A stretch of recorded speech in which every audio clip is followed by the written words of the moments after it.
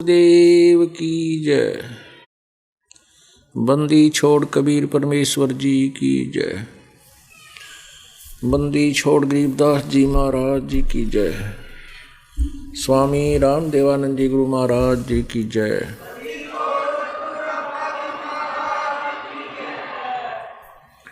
सर्व संतों की जय, सर्व भक्तों की जय,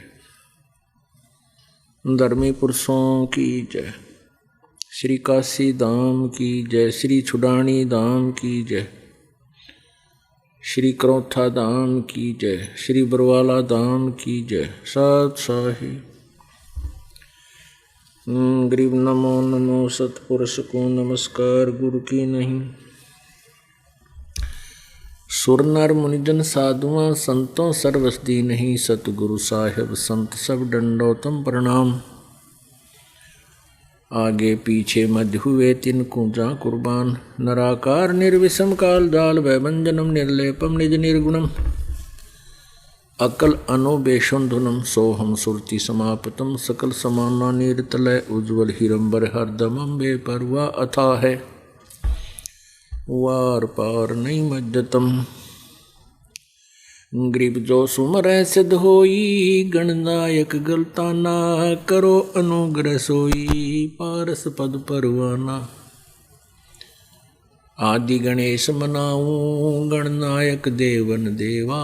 चरण कमल लो लाऊं आदंत करूं सेवा। परम शक्ति संगीतम रिद्धि सिद्धिदाता सोई। अवगत गुण अतीतम सतपुरुष निर्मोही। जगदम्बा जगदीशम मंगल रूप मुरारी।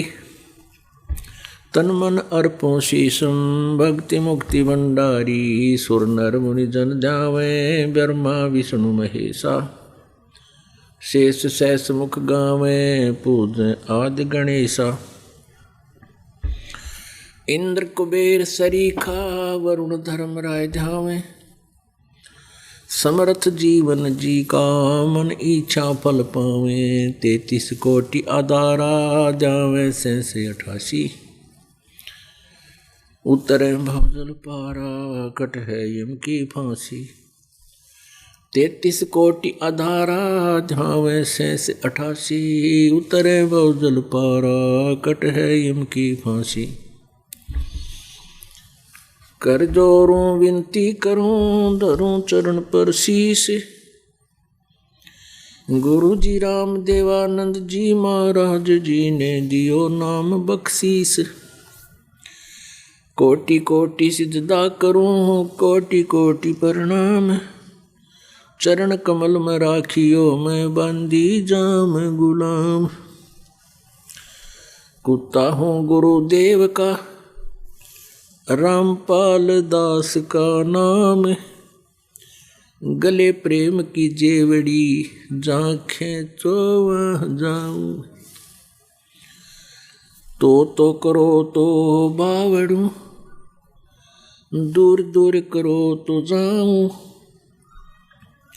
जो राखो तो ही रहूं जो देवो सो खाऊं।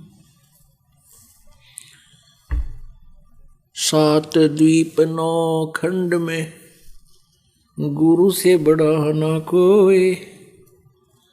करता करे न कर सके गुरु करे सोवे।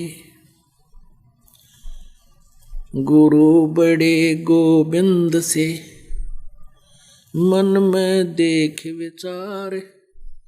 हरि सुमरे सो वार हैं गुरु सुमरे हुई पार। जय इब कै सतगुरु मिले सब दुख आखू रोए। चरणों ऊपर शीस धरूं कहूँ जो कैड़ी होए। कबीर साईं मिल लेंगे पूछेंगे कुशलात। आदि अंत की सब कहूँ अपने दिल की बात। गुरु जी तुम ना भूलियो, चाहे लाख लोग मिल जाही, हमसे तुमको बहुत है, तुमसे हमको नाही।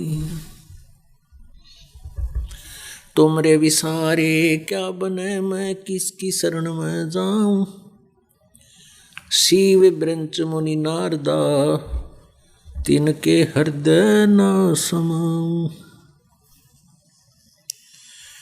अवगुण किए तो बहुत किए,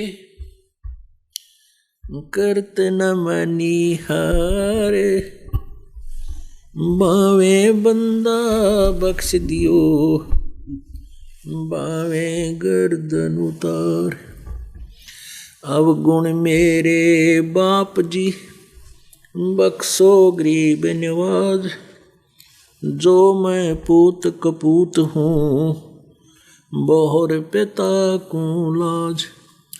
मैं अपराधी जन्म का, नख सिख भरे विकार, तुम दाता दुखे भंजना, मेरी करो संभार। सूरत करो मम साइया, हम हैं भवजल माही, आपे ही बह जावांगे, जो तुम न पकड़ोगे बाही।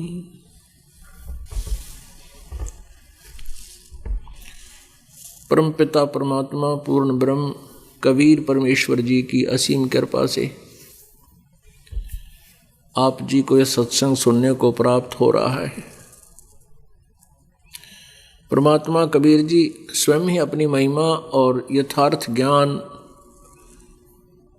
स्वयं ही बताने के लिए यहाँ पृथ्वी लोक पर आते हैं। हम यहाँ जिस मालिक के अंतर्गत रह रहे हैं, ये प्रभु सुखदायी नहीं है, ये केवल स्वार्थी है। इसने अपने निजी स्वार्थ के लिए हमें यहाँ इस झूठे लालच में और अधूरे आध्यात्मिक ज्ञान में फंसा रखा है। ये हमारा पिता नहीं है, ये हमारा जनक नहीं है। हम किसके लोक में रह रहे हैं, किस प्रभु के अंतर्गत हम यहाँ विराजमान हैं, उसका नाम क्या है, उसकी कितनी अक्षमता है, उसके क्या मेरिट्स एंड डीमेरिट्स हैं, उसके गुण अवगुणों से आप जी को परमात्मा कबीर जी ने ही आकर परिचित कराया। जिस स्वामी के, जिस प्रभु के, जिस मालिक के, जिस राम के अंतर्गत हम रह रहे हैं, आप जी रह रहे हो, ये ब्रह्म है। इसका वास्तविक नाम कैल है, कैल। और इसके कर्म, जैसे इसने कर्म किए, जैसा इसका वर्किंग है, इस आधार से इसको काल भी कहते हैं। ये 21 ब्रह्मांड का स्वामी है। एक ब्रह्मांड में कितनी सामग्री होती है। एक ब्रह्मांड में पृथ्वी लोक, स्वर्गलोक, ब्रह्मलोक, जिसको महास्वर्ग भी कहते हैं, ब्रह्मा विष्णु महेश जी के लोक अलग अलग, धर्मराय का लोक, नीचे के 7 पाताल लोक, और 88,000 खेड़े, 88,000 खेड़े यानी नगर हैं ऊपर, जो 88,000 ऋषि, 88,000 जो ऋषि कहे जाते हैं, उनके अपने इंडिविजुअल ऊपर अलग अलग स्थान हैं। और दुर्गा का लोक, और एक परमात्मा परमेश्वर पूर्ण ब्रह्म का राजदूत भवन मिनी सतलोक। 18 बार वनमाला, 96 करोड़ मेघमाला, इस प्रकार ये एक ब्रह्मांड के अंतर्गत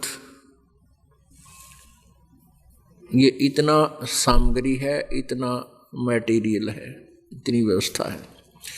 ऐसे ऐसे 21 ब्रह्मांड हैं जिनका ये ब्रह्म स्वामी है, मालिक है, प्रभु है, राम है। इसको ज्योति निरंजन भी कहते हैं। इस काल भगवान को एक सतलोक के अंदर एक श्राप लगा था, इसके किए हुए कर्म का इसको एक श्राप लगा, इसको एक बीमारी लगी। 1 लाख मानव शरीरधारी प्राणियों का प्रतिदिन आहार करेगा और 1.25 लाख की उत्पत्ति ये किया करेगा। ये 21 ब्रह्मांड इसने काल भगवान ने, ब्रह्म ने सतलोक में उस पूर्ण परमात्मा परम अक्षर ब्रह्म की साधना करके, तपस्या करके ये 21 ब्रह्मांड प्राप्त किए। हम सभी आत्माएं सतलोक में रहा करते थे। वहाँ हमारा जन्म मृत्यु नहीं होता था, वृद्धावस्था नहीं थी, कोई रोग शोक हमें नहीं होता था। सत्यलोक वो स्थान है, गीता जी अध्याय नंबर 18 के श्लोक नंबर 62 में यो गीता ज्ञानदाता ब्रह्म बोल रहा है, श्री कृष्ण जी में प्रवेश करके ये काल बोल रहा है। ये कह रहा है कि अर्जुन तू सर्वभाव से उस परमेश्वर की शरण में जा जिसकी कृपा से तू परम शांति को और शाश्वतम स्थानम यानी सदा रहने वाले स्थान सतलोक को, सनातन परम धाम को प्राप्त होगा। सनातन परम धाम को प्राप्त होगा। वो सनातन परम धाम है जो कभी नष्ट नहीं होता। वो सतलोक है। सत्यलोक माने अविनाशी, सच्चा लोक। सत्य कभी विनाश नहीं होता सत्य का।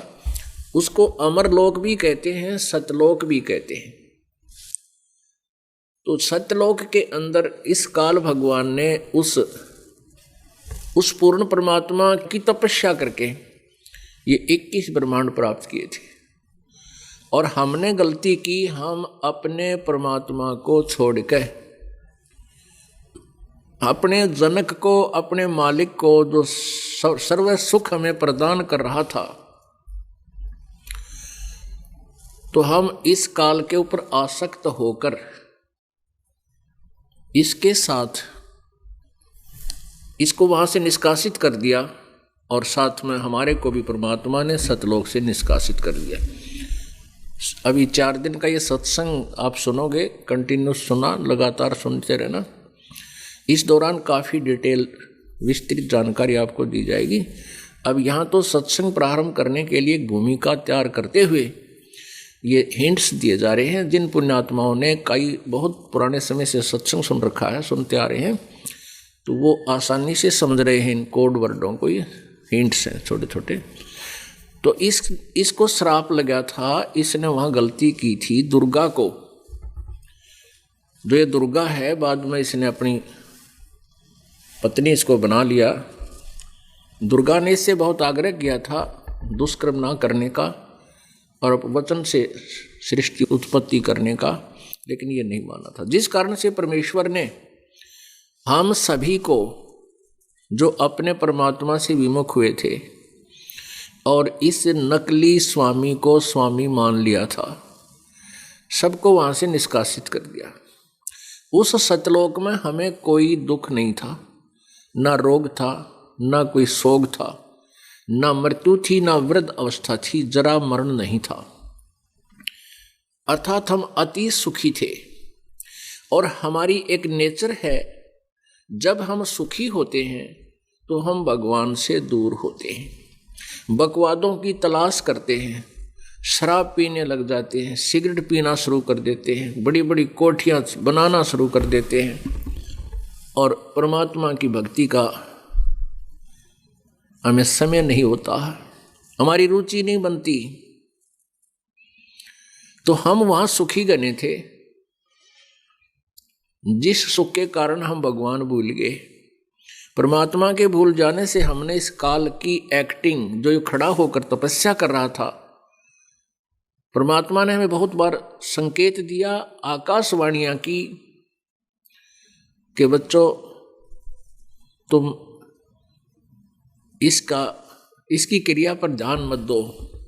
हम ऊपर से तो परमात्मा को ऐसे दर्शाने लगे जैसे हम बड़े आज्ञा का पालन कर रहे हैं, बड़े ओबीडिएंट हैं, लेकिन अंदर से हमारी कसक इस काल के प्रति गई नहीं। वो एक ही परमात्मा है जो अंतर्यामी है, यानी जो अंदर की भी जानता है। पुण्यात्मा, फिर हम वहाँ से उस परमेश्वर ने हम सभी को उस अच्छे लोक से, उस सत्य लोक से निष्कासित कर दिया। उसके पश्चात हम इसके अधीन हो गए। किसके? ब्रह्म के। हम सतलोक से 16 शंख कोश, एक कोश 2 मील का होता है और 1 मील में लगभग 1.5 किलोमीटर होता है। तो ऐसे हम सतलोक से 48 शंख किलोमीटर दूर हम आगे, एक कोस में 3 किलोमीटर मानकर चलो, तो 16 शंख कोस दूरी पर हमें पटक दिया 21 ब्रह्मांड समेत इस काल को। तो इस काल के अंतर्गत हम रह रहे हैं। इस काल भगवान को श्रापवश 1 लाख मानव शरीरधारी प्राणी मनुष्य प्रतिदिन खाने पड़ते हैं, जिसके लिए इसने अपने तीनों पुत्रों के माध्यम से हम सभी को यहां रोका हुआ है। जैसे कसाई बकरे पालता है, वो क्या व्यवस्था करता है, बकरों के लिए पूरी व्यवस्था कर देता है, उनके चारे का प्रबंध, जल का प्रबंध, गर्मी सर्दी से बचाने के लिए उसके लिए छप्पर वगैरह भी डालता है, और समय समय पर उनकी बहुत देखभाल करता है। वो पशु जो बकरे और बकरियां, जब वो कसाई आता है अपने उन पशुओं को संभालने के लिए, तो उससे वो प्यार करते हैं, ये समझकर प्यार करते हैं कि ये हमारा स्वामी है, हमारे लिए कितनी अच्छी व्यवस्था किए हुए है, पानी की व्यवस्था करता है, चारे की व्यवस्था करता है, गर्मी सर्दी से बचाता है, हिंसक पशुओं से बचाने के लिए चारों तरफ बाड़ कर रखी है। तो ऐसे वो उस कसाई को वो घोड़े बकरे बकरियां पशु अपना हितैषी मानकर जब वो उनके उस स्थान पर जाता है तो उसके चारों तरफ उसके घूम झूम जाते हैं, और कोई उससे ऐसे पैर उठाकर प्यार देना चाहता है, सीने से लगाना चाहते हैं कि ये हमारा मालिक आ गया, अच्छा मालिक आ गया। और वो देखता है ऐसे उसकी बाजू पकड़कर बकरों की, कौन? कसाई, और बकरे उसको चाटते हैं जीभ से प्यार देने के लिए। वो देख रहा है कि इसमें मांस कितना बन गया, ये कितने किलो का होगा, कितने का बिकेगा, और वो उसको प्यार देते हैं, एक अच्छा व्यक्ति मान करके तुम्हें कितने लाड कर रहा है, तुम्हें सप्रस कर रहा है। पुण्यात्मा, ये सत्यनारायण कथा है। हमने केवल लोकवेद सुना हुआ था, उस लोकवेद को सुनते सुनते हम इतने रंग गए उसमें कि इस ज्ञान को जब सुनते हैं तो उठपटांग सा लगता है, भले ही आपको उठपटांग लगे, लेकिन इसके सुने बिना ज्ञान नहीं होगा और आपका उद्धार नहीं हो सकता। न चाहते हुए भी इसको एकाग्रचित्त से सुनिए, 2-4 बार सुन लोगे जब आपको पृथ्वी पर और ज्ञान दिखाई नहीं देगा, सब अज्ञान दिखाई देगा। क्योंकि जैसे नीम के पेड़ पर रहने वाले कीड़े को यदि बूरा की बोरी में डाल दिया जावे, वो टिके को नहीं, क्योंकि प्रारंभ में उसको बूरा अच्छी ना लगे, क्योंकि वो तो कड़वी चीज खाने में रंगा हुआ है, और कुछ दिन उसको रख दिया जाए उसमें किसी व्यवस्था से, फिर देखना वो नीम को झांके भी नहीं गा बाद में, जब उसका पता चल जाएगा। मिठास का, तो उसको लालच पड़ जाएगा। तो पुण्यात्माओं, हम उस लोकवेद को सुन सुनकर उस नीम के कीड़े तक की तरह ऐसे हो गए हैं। और अब ये बूरा की बोरी में लाए जाते हो तो कई बार तो तालमेल सी मिलती नहीं, स्वाद जचता नहीं, क्योंकि हमने वो लोकवेद गणा सुन रखा है। तो इसके लिए आप जी ने अत्यधिक सत्संग सुनने पड़ेंगे। फिर देखना आप उस लोकवेद को फिर देखना। हे भगवान, रोया करोगे बैठकर, हे परमात्मा, कहाँ डले ढोरे थे, कहाँ घूम रहे थे, कैसे जीवन बर्बाद हो रहा था। ऐसा ज्ञान प्राप्त था जिसका सिर था ना पैर था। तो पुण्यात्मा, इस काल भगवान के अंतर्गत हम रह रहे हैं। इसको 1 लाख मानव शरीरधारी प्राणी नित आहार करता है, ये 1.25 लाख उत्पन्न करता है, 25% एक्स्ट्रा उत्पन्न करता है, ये समझ के चलिए। ऐसे प्राणी उत्पन्न करता है। और पुण्यात्माओं, 1 लाख मानव शरीरधारी प्राणियों को तपस्या के ऊपर भूनकर ये प्रतिदिन खाता है। ये काल है, जिस कारण से इसको काल कहा जाने लगा। ये ब्रह्म है, इसके 21 ब्रह्मांड हैं, ये भी नाशवान है, ये सर पुरुष भी कहलाता है, ये सर ब्रह्म भी कहलाता है। क्षर ब्रह्म, क्षर एक अक्षर ब्रह्म होता है, एक क्षर ब्रह्म। सर ब्रह्म माने नाशवान। इस संत भाषा में इसको हम क्षर ब्रह्म बोलते हैं। क्षर, क्षार होता है ना, राख, क्षर यानी नाशवान। और अक्षर, अक्षर, अक्षर, अक्षर, अक्षर। तो ऐसे ये क्षर ब्रह्म कहो, चाहे इसे सरपुरुष कहो, सरपुरुष कहो, चाहे सरब्रह्म कहो, इसको काल कहो, ज्योति निरंजन कहो, ये इसी के पर्यायवाची नाम हैं। ये सरब्रह्म 21 ब्रह्मांड का स्वामी है, ये नाशवान है। सरब्रह्म से ही अपने आप विदित है कि ये नाशवान है। और इसके अंतर्गत जितने प्राणी हैं वो भी नाशवान हैं। पुण्यात्माओं, हम श्रीमद् भगवत गीता जी को शिरोधार्य मानते रहे हैं और मानते हैं और है भी, जिस कारण से हमने उसमें लिखे ज्ञान को भी सत्य मानना होगा, नहीं तो शिरोधार्य का अर्थ क्या। श्रीमद् भगवत गीता जी अध्याय नंबर 15 के श्लोक नंबर 16 और 17 में 3 पुरुषों यानी परमात्माओं की जानकारी दी है। एक सरपुरुष, एक अक्षर पुरुष। 16वें श्लोक में 15वें अध्याय 15 श्लोक 16 में सरपुरुष और अक्षर पुरुष, इनके बारे में बताया कि इन 2 भगवानों की विशेष, ये तो दोनों विशेष विदित हैं। और इनका एक पृथ्वी लोक है, इनकी जो लोकों की बनावट है, ये सारा पृथ्वी लोक कहलाता है। तो सरपुरुष जो है, इसके 21 ब्रह्मांड हैं। अक्षर पुरुष के 7 शंख ब्रह्मांड, नील, पद्म, शंख। तो ऐसे ये भी नाशवान है और अक्षर पुरुष भी नाशवान है। वैसे अक्षर का अर्थ अविनाशी होता है। इस अध्यात्म ज्ञान को समझने के लिए पुण्यात्माओं, आपको बहुत समय चाहिएगा। कई यहाँ भी सुनोगे, CD भी ले जाओगे, पुस्तक भी पढ़ोगे, तब जाकर के आपको कुछ दिनों के उपरांत इस अध्यात्म ज्ञान का बहुत ही अच्छा आनंद आने लगेगा और आप जिससे अच्छी तरह परिचित हो जाओगे। अब इसको अक्षर पुरुष भी कहा है और नाशवान भी कहा है। 15वें गीता जी श्रीमद् भगवत गीता अध्याय 15 के श्लोक नंबर 16 में सरपुरुष और अक्षर पुरुष ये 2 प्रकार के प्रभु हैं, स्वामी हैं। पुरुष कहो चाहे भगवान कहो, स्वामी हैं।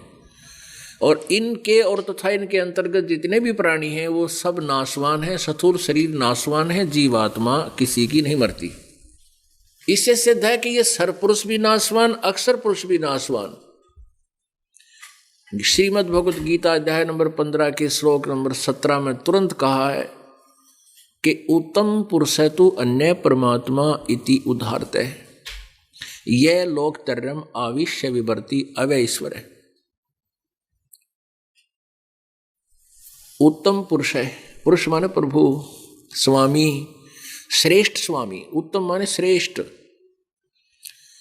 उत्तम पुरुष तो पुरुषोत्तम, उत्तम पुरुष कहो चाहे पुरुषोत्तम कहो, वो तो इन ऊपर वर्णित 16 श्लोक में दोनों से कोई अन्य है।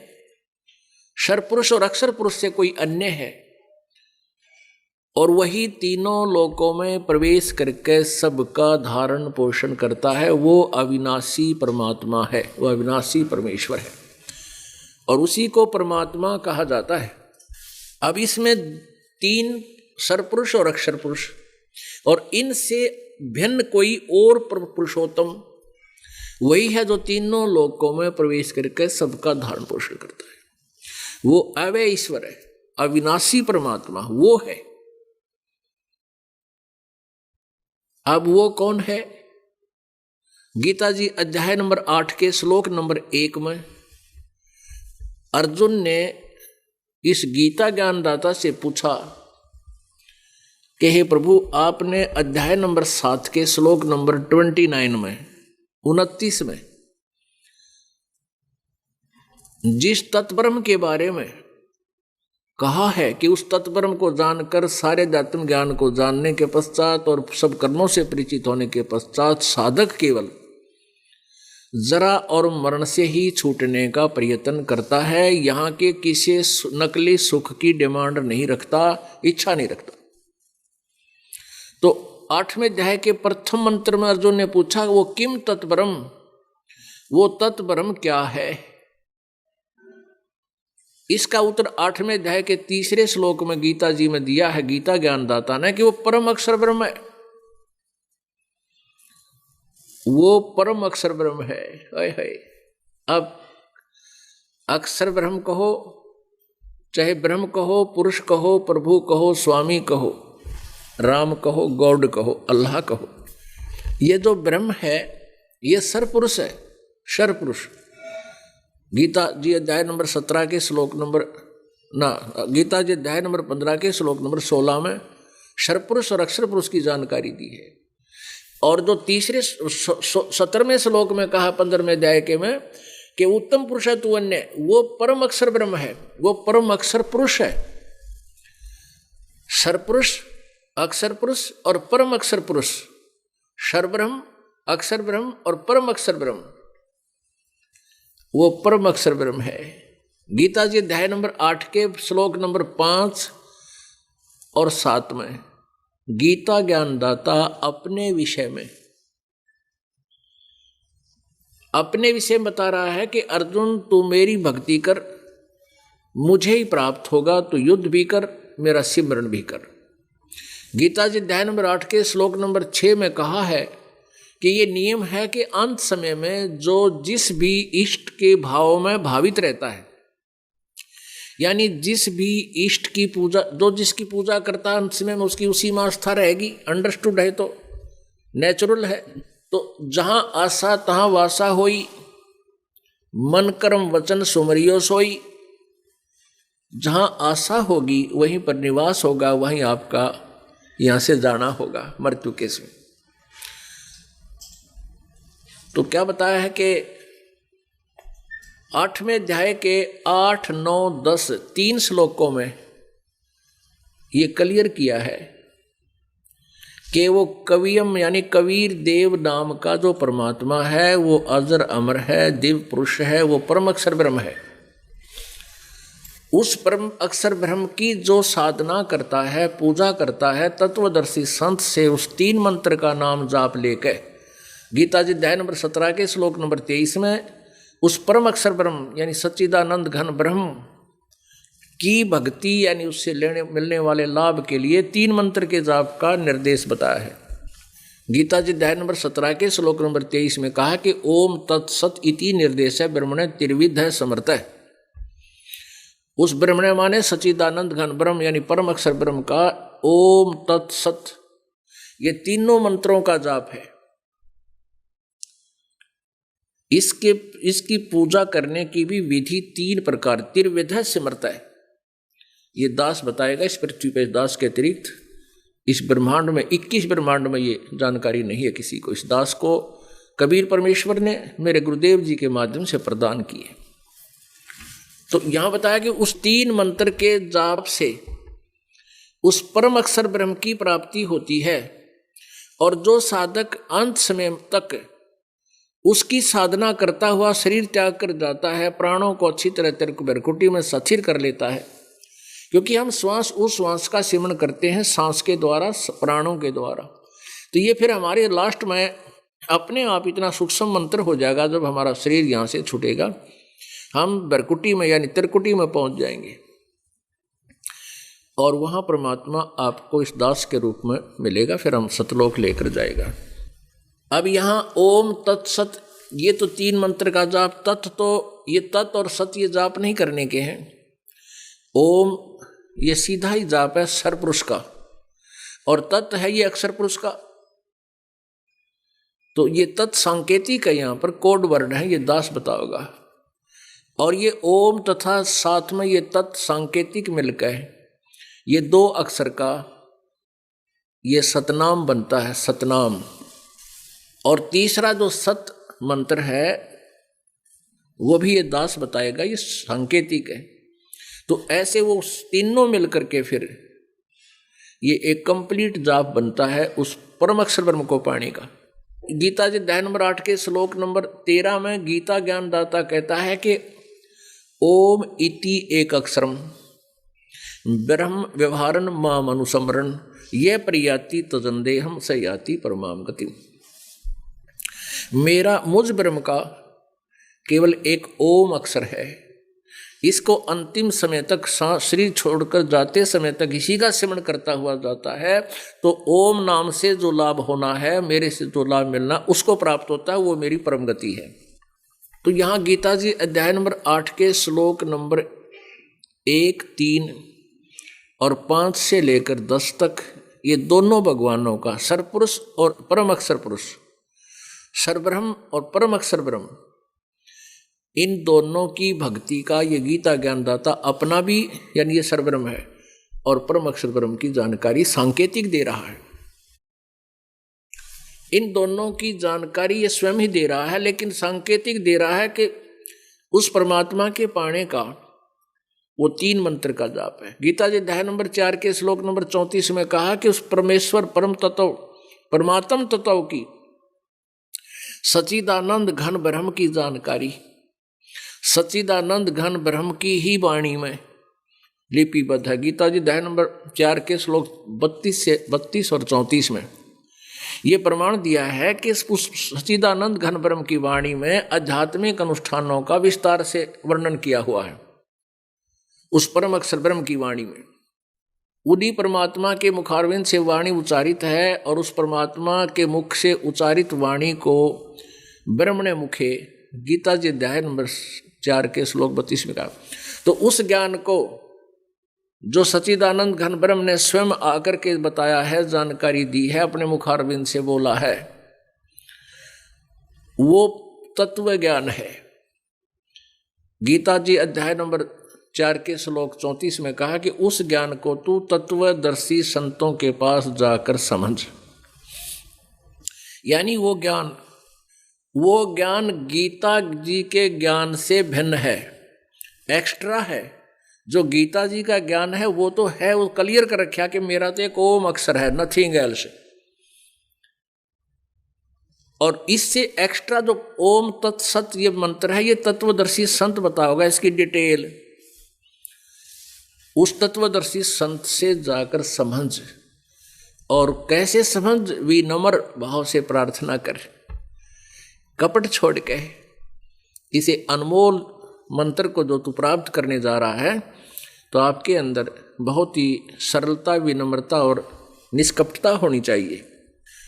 तो इसलिए बताया कि गीता ज्ञानदाता अपने विषय में जानकारी दे रहा है, मेरा तो एक ओम मंत्र है, और परम अक्षर ब्रह्म के बारे में जानकारी प्राप्त करनी है, तत्वदर्शी संत को ढूंढ, उसकी खोज कर। फिर उससे प्राप्त मंत्र से जब जो भक्त साधना करता है, गीता जी अध्याय नंबर 8 के श्लोक नंबर 8, 9 और 10 में कहा कि फिर वो उस सच्चिदानंद घन ब्रह्म, उस परम दिव्य पुरुष को ही प्राप्त हो जाता है। तो पुण्यात्माओं, वो परम अक्षर ब्रह्म जो है वो वास्तव में पूज्य है, वही हम सभी का पिता है, वही संकट निवारक है, वही मोक्षदायक है, वही वासुदेव है। हमने उसी परमात्मा की पूजा करनी चाहिए थी। वो संसार रूपी वृक्ष की मूल है। मूल माने जड़। जैसे हम भक्ति रूपी पौधा कहीं बीजते हैं तो उसको जड़ की तरफ से ही पृथ्वी में लगाते हैं, आरोपण करते हैं और फिर उस मूल की ही पूजा करते हैं। उस मूल की पूजा करने से वो पेड़ बनता है।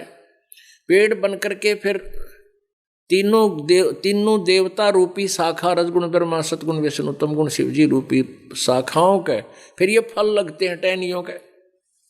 अब फल तो टहनी देती हैं, इसलिए हमने टहनियों से प्यार हो गया और हमने जड़ छोड़ दी, मूल छोड़ दिया। अब यहाँ के मालिक हैं जिस भगवान के हम अंतर्गत रह रहे हैं, जिस प्रभु स्वामी के, ब्रह्म के, तो हम एक ब्रह्मांड के अंदर एक व्यवस्था में हैं। तो यहाँ इस एक ब्रह्मांड में एक रजगुण ब्रह्मा, सतगुण विष्णु, तमगुण शिवजी, ये काल ब्रह्म के पुत्र हैं और दुर्गा इनकी माता है। और ये काल इन ब्रह्मा विष्णु महेश को भी धोखे में रखता है। इनको भी अपने पिता का आज तक ज्ञान नहीं। माता का ज्ञान है, माता इनसे साक्षात भी होती है।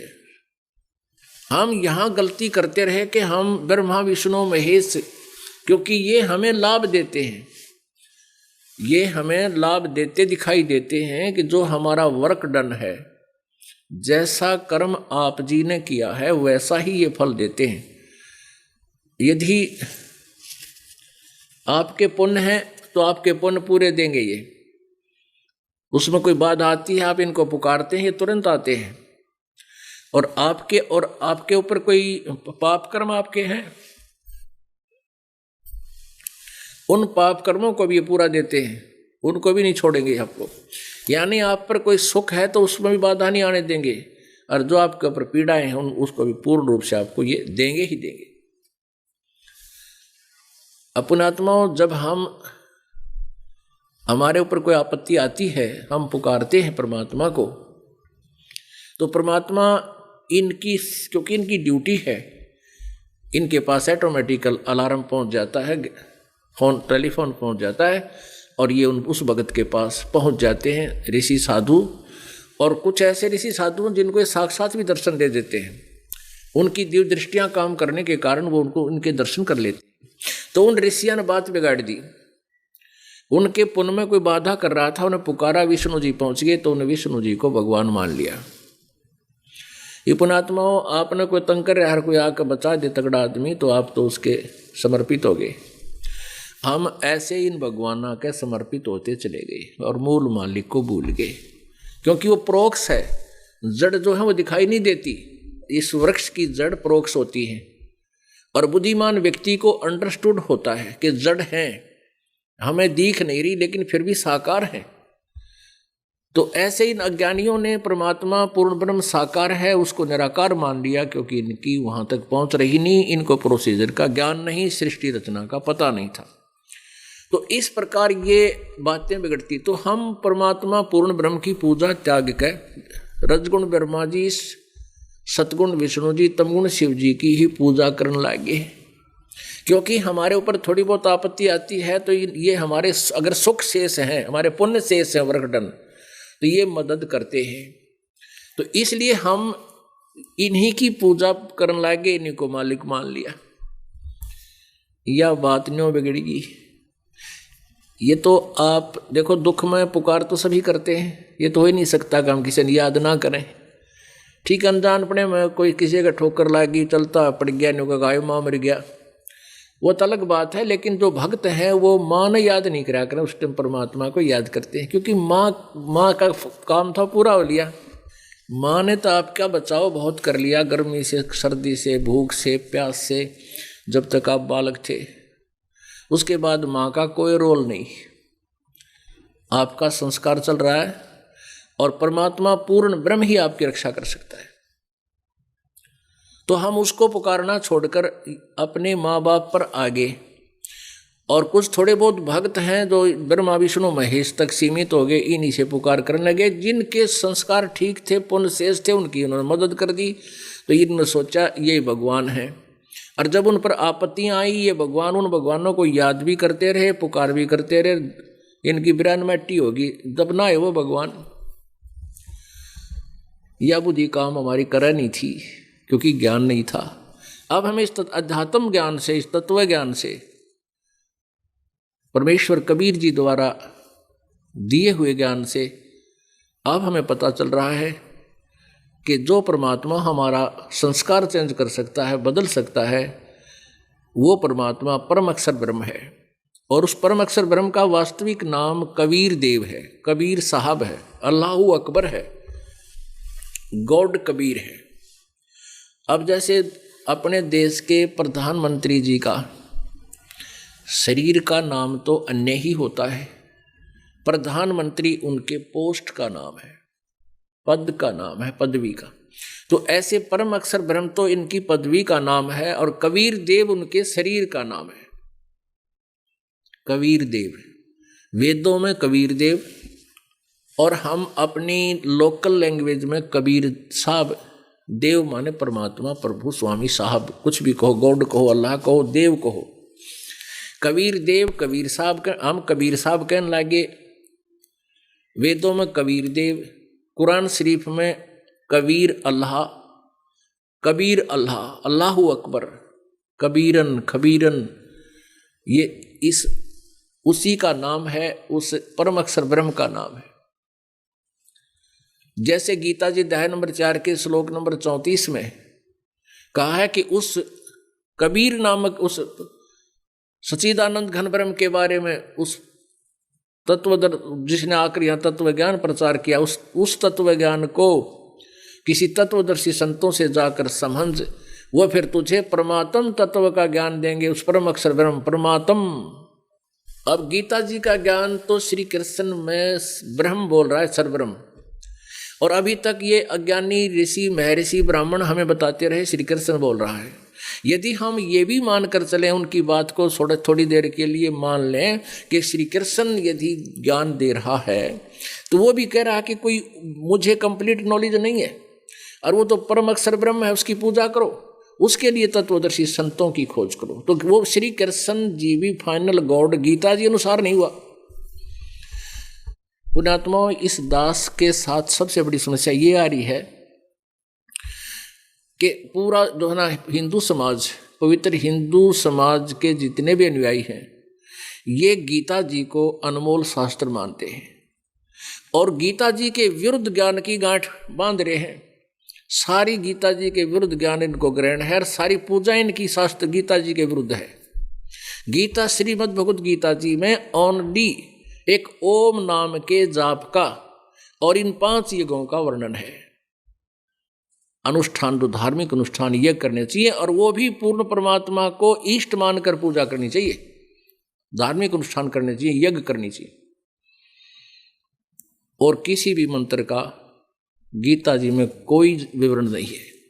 और हम हिंदू समाज के देख रहे मंत्रा का उड़ा को नहीं, ओम भागवते वासुदेव नमः, ओम नमः शिवाय, फिर राधे राधे श्याम में राधे कृष्ण, जय कृष्ण, राम राम सीता राम, राधे श्याम, गिनती नहीं है भगवान। एवं नमः ग्रहण के बना रखे, एवं नमः। और तो इस तरह के जो मंत्र जाप साधना हम करते थे, श्री गीता जी श्रीमद् भगवत गीता अध्याय नंबर 16 श्लोक नंबर 23 में उनको व्यर्थ बताया है कि शास्त्र विधि को त्याग कर जो मनमाना आचरण करते हैं उनको कोई लाभ नहीं, सब यूजलेस उनका योग, ना उनकी गति होती है, ना कोई कार्य सिद्ध होता है, और ना ही उनको कोई सुख प्राप्त होता है। और इन तीन वस्तुओं, 3 पदार्थों के लिए हम भगवान की भक्ति करते हैं कि हम यहाँ संसार में रहें तो हमारे ऊपर आने वाली आपदाएं टलें, हमारे संस्कार प्रारब्ध की पाप कर्म हमारे कटें और सुख हो, और हमें सिद्धि प्राप्त हो। कौन सी सिद्धि है? जिस उद्देश्य को लेकर हम चले हैं, और हमारी गति हो, मोक्ष हो। तो इस प्रकार हम अपने उस मूल मालिक को भूलकर इस 21 ब्रह्मांड के स्वामी सर्वपुरुष सर्वब्रह्म इस काल की पूजा में व्यस्त हो गए, इसके अधीन हैं। और 21 ब्रह्मांड में सुख नाम की वस्तु नहीं है। इसलिए कबीर परमेश्वर जी कहते हैं, झूठे सुख को सुख कहे, ये मान रहा मन मोदे, सकल बिना काल कहा, कुछ मुख में कुछ गोद। पुण्यात्माओं, जो दास ये सत्संग प्रारंभ करने जा रहा है, अभी तक तो उसकी भूमिका भी नहीं बनी है, क्योंकि जो लोक वेद के आधार से हम ज्ञान सुन रखा था, उसको तो कहीं से शुरू कर दे कि तद गमोड़ दे सब न यश थी। भाई कृष्ण जी पूर्ण परमात्मा है, विष्णु जी अजरो अमर हैं, सर्वेश्वर हैं, महेश्वर हैं। अगर दास ये बात कहता तो नो ऑब्जेक्शन, कितना शुरू कर देता। अब जो ज्ञान इस काल भगवान ने हमें दे रखा है, वो ज्ञान यथार्थ ज्ञान के बिल्कुल विपरीत है, और हमने एकदम विपरीत चलना है, यू टर्न करना पड़ेगा, जिसके कारण ये मन बगावत करता है, बहुत ज़्यादा ये सटराई करता है, बहुत ज़्यादा अंदर ऊट पटांग प्रश्न पैदा करता है। करने दे, इसने सब प्रश्नों का हल मिलेगा इसको, और जब तक इसको प्रश्नों का हल नहीं मिलेगा, ये आपने टक्कर नहीं देगा। ये इतना कसाई है, क्योंकि काल का दूसरा रूप है ये काल है, ब्रह्म का रूप है, ब्रह्म का एजेंट है। तो हमने सबसे पहला यही करना है कि इस एजेंट को अपने अनुकूल कराएंगे, और जब ये काल का एजेंट हमारा साथी हो जाएगा, फिर इसकी स्पीड देखना। ये मन ही फिर हमें सतलोक लेकर जाने में सहयोग देगा। तो इसको हम इसकी दिशा बदलांगे इस तत्व ज्ञान से। तो पुण्यात्माओं, जो आज ये 4 दिवसीय सत्संग प्रारंभ हो रहा है,